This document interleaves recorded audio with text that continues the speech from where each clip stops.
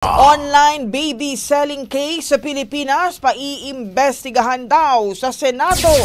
Brigada Ann Cortez, ibrigada mo. Brigada Live Report. Mariing iginiit ni Senadora Pia Cayetano na hindi commodities o produkto ang mga sanggol na pwede na lang basta-basta na ibenta sa merkado.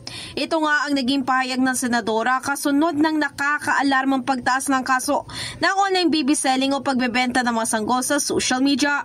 Para matugunan ang problemang ito, ibinahagi ni Cayetano na maghahain siya ng resolusyon para paimbestigahan ang posibleng pagkakasangkot ng mga sindikato sa likod nito.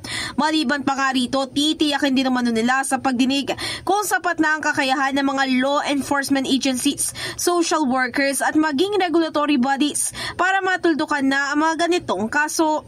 Samantala, naniniwala si Cayetano na karapatan ng bawat bata na lumaki sa ligtas at mapagmahal na tahanan at hindi maibenta sa mga marketplace online. In the heart of changing lives, ako si Brigada Ann Cortez ng 105.1 Brigada News FM Manila, The Music News Authority. Ang bahaging ito ay hatid sa atin ng Maxan Mangosteen Santone Coffee. Max Healthy, Max Sarap.